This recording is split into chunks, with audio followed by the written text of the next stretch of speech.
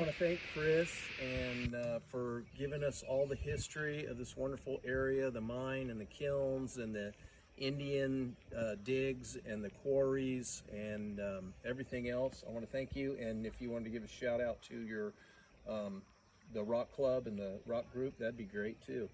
Well, I've been doing this for 45 years, so I guess I am the expert on the property.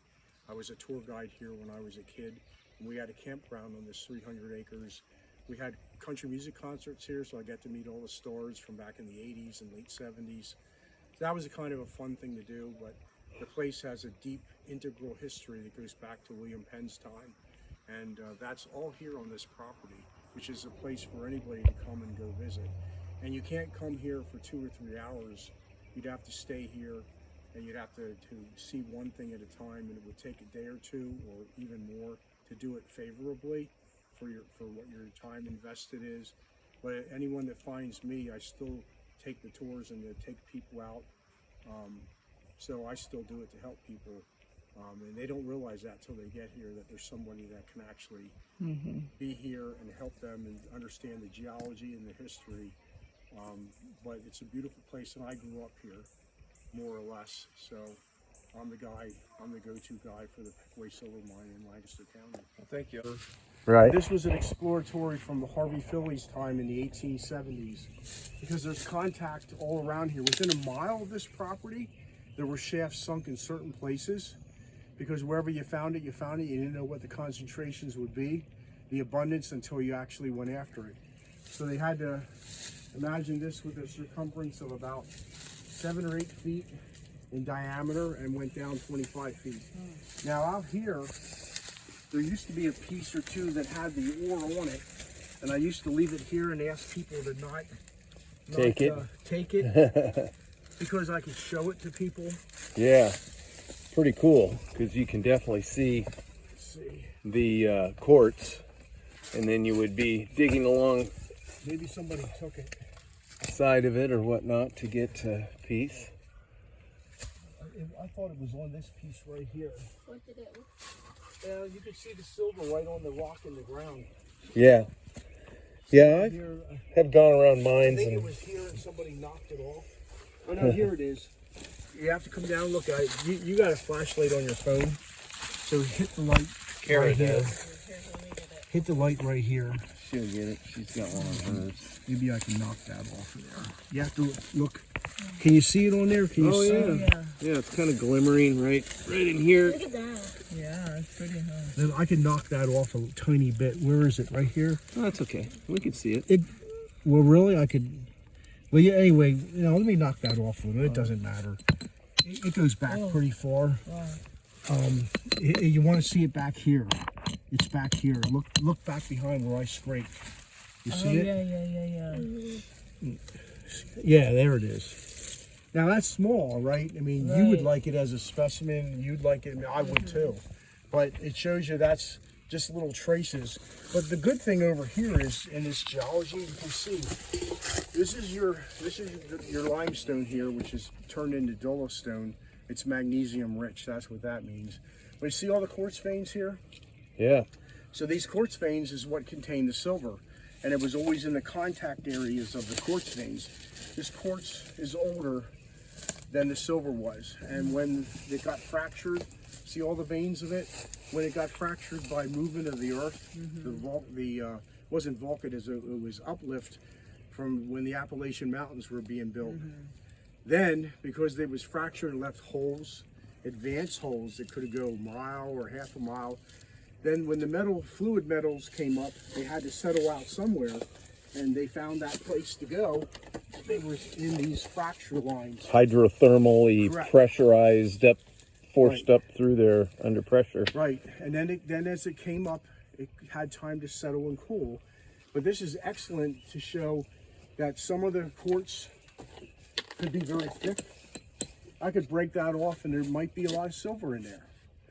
And all these little veins of it, you can see all the contact, all the veins. Every one of them veins could have the ore in it, and they probably do.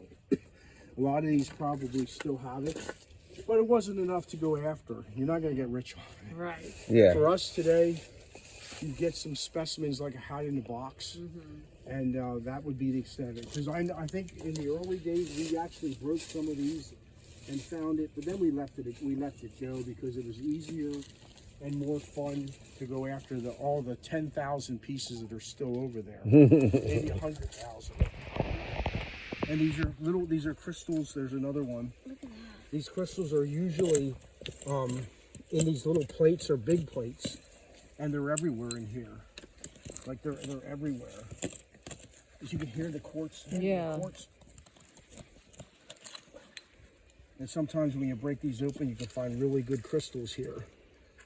Now you have to clean them off, but if you had a brush, you can see there's facets and points, like right there. I mean, examine it all the way. Don't worry if you get your hands a little. Dirty. You can't go out and find stuff and stay clean. It's not possible. If it had occurred for a longer period of time and more violently, we'd be on an island in the Atlantic right now. That's crazy. That's what we would be instead of part of this continent. Right. It would have broken southern New Jersey, around Berks County to southern Lebanon County. All of Lancaster County, York County would have disappeared to become part of another landmass. Wow. So we have those two irons. The iron that was settled down from the seas, and that's the basins that created the Chestnut Hill. They call it Chestnut Hill, which is Mud Lake and Grub Lake in Lancaster County. Huge deposits of hematite, which is iron-based but not really rich, and then the highly concentrated irons at the Cornwall mine, the Grace mine in Berks County. That came up from the magma thrust. It's important to know because it's two different time periods, distinctly different, and would have changed and altered even our continent if that rifting. But the oldest irons in the world were right here in Lancaster County, about 15 miles away.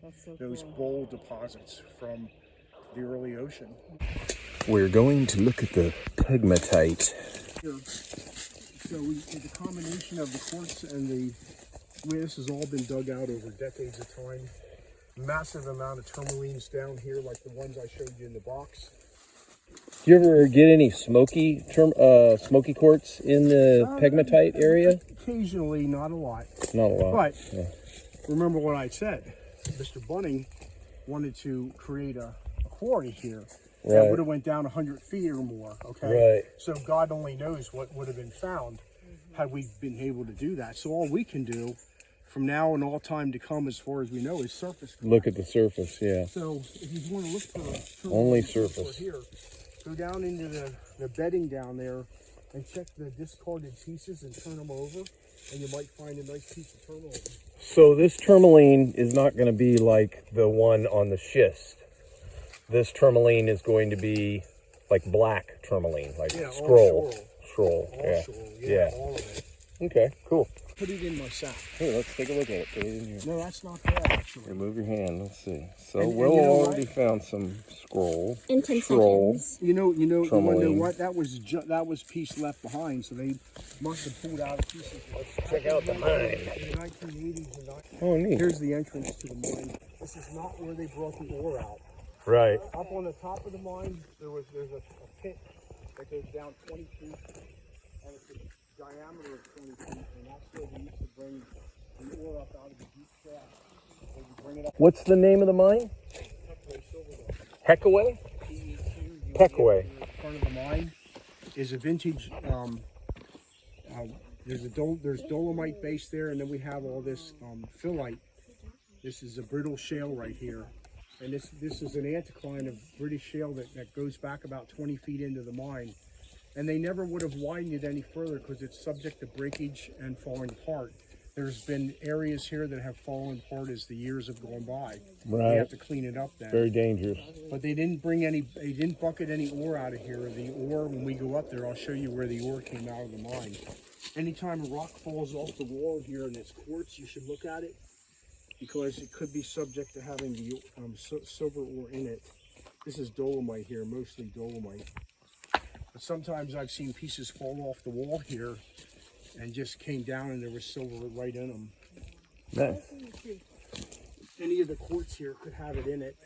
They put lights through it, we had fire hoses in there. And the last length of dispelling the water from the fire hoses was a pipe that they put under the ground, and you can't see where it connected in front of the mine inside. And it was on a small little gravity feed. And the pipe you can still see, and no one knows it's here unless they talk to me, because I was here when they installed it. That pipe right there, galvanized steel. Yeah.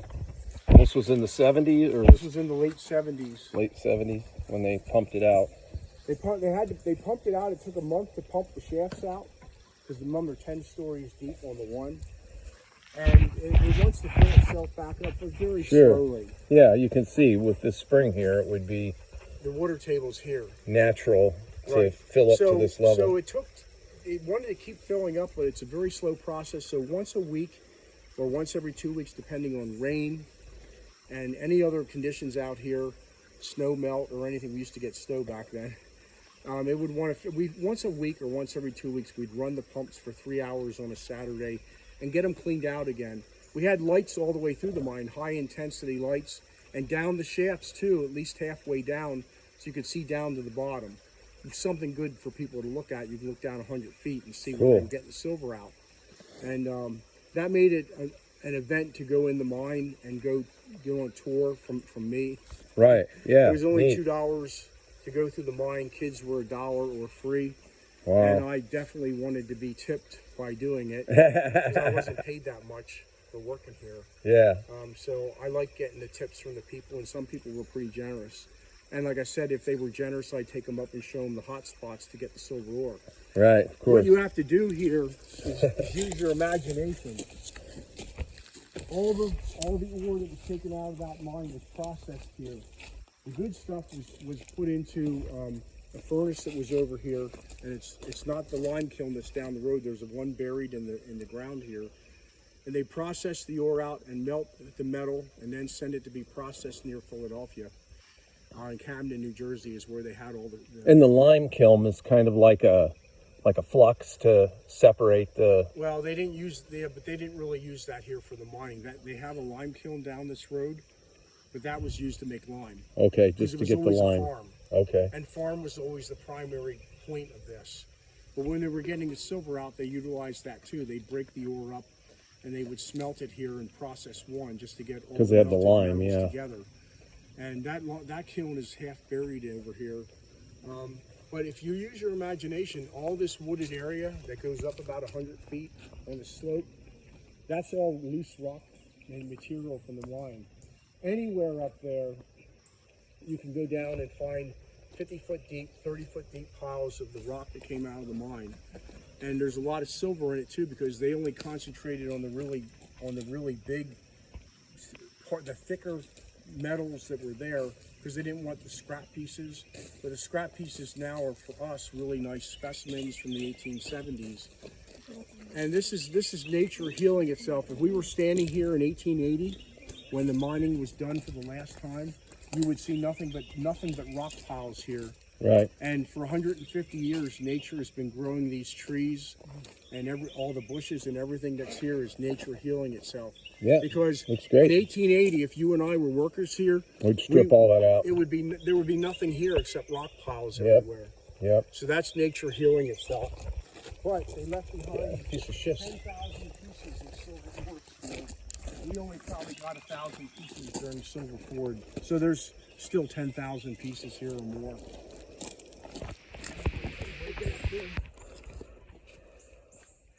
Any of the quartz up here that gets broken, you can find it in. Up to the shaft here. This is actually an air shaft right here. They wanted to put air shafts in other than at the front entrance of the mine, wherever you could.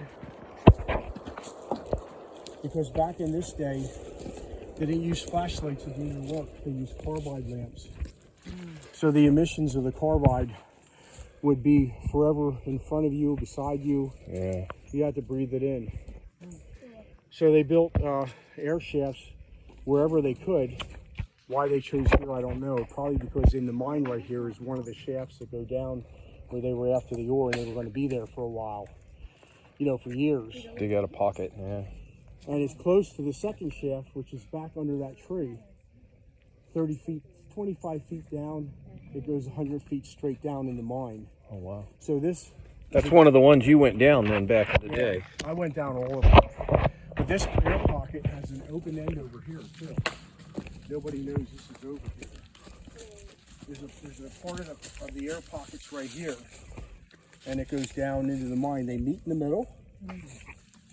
And the reason they did that is because up there, on that land surface up there, is where the 20-foot hole was. So, here's my phone. Whoops. Huh? You got a piece off of it. Probably. Oh, you got off your shifts. See how silvery it is? I don't see any crystals there, though. I think it's goethite. I think it's goethite. I think it's pyrite crystals, is iron, right? And then when they oxidize, they turn brown, and it's called goethite or limonite. Same thing. And even though you can't see it, there's when you got rid of that, look how nice the specimen was.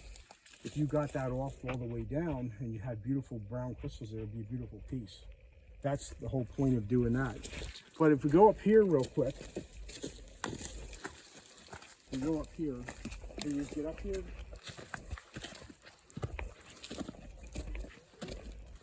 It's important to come up here even though it doesn't look important.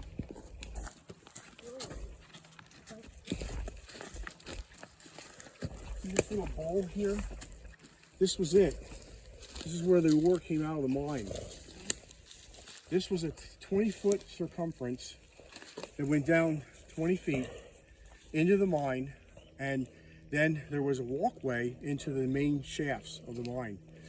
Right into the passageway that went back all the way through the mine, and the first shaft goes down 45 feet.